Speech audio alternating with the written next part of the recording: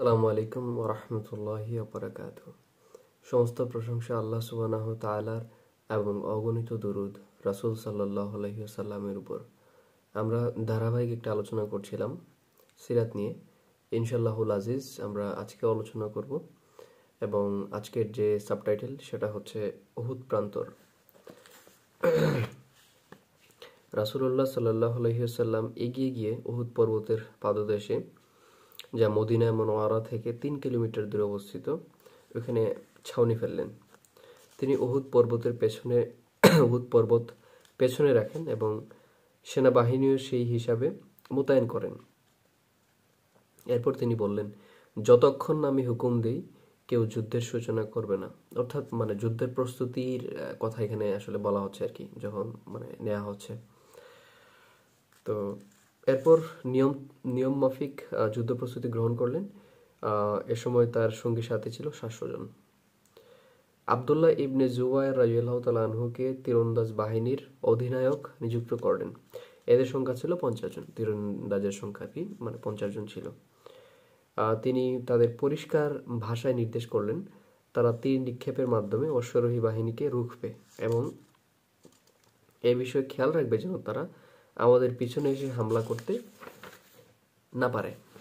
আচ্ছা, চাই যুদ্ধ পরিস্থিতিতে আমাদের অনুকূলে থাকুক কিংবা প্রতিকূলে, কোনোভাবেই যেন পিছন থেকে এসে অ্যাটাক না করতে পারে আর কি।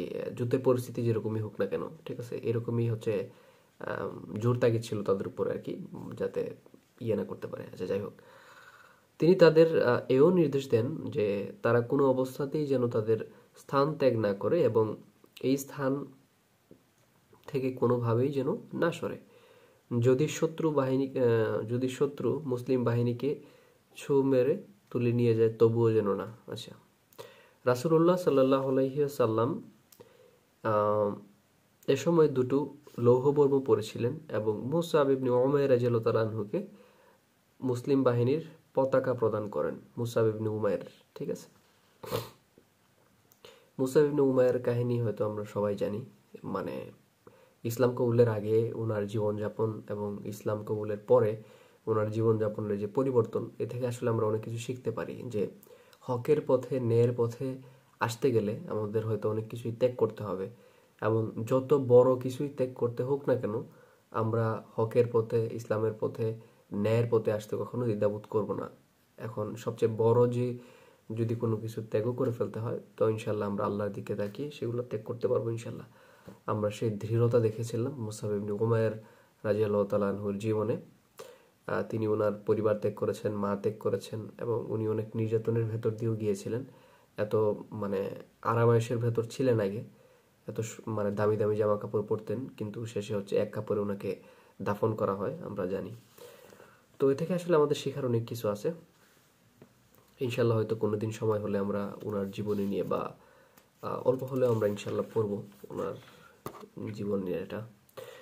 তো আমরা ইনশাল্লাহ আগামীকালকে যদি বেঁচে থাকি, কালকে সুন্দর একটা সাবটপিক পড়বো, সেটা হচ্ছে সমবয়সীদের মধ্যে প্রতিযোগিতা অগ্রগামী হওয়ার প্রেরণা, যে প্রেরণাটা ছিল যুদ্ধের ক্ষেত্রে আর কি। ইনশাল্লাহ আমি যদি বেঁচে থাকি আগামীকালকে বিষয়ে আলোচনা করব।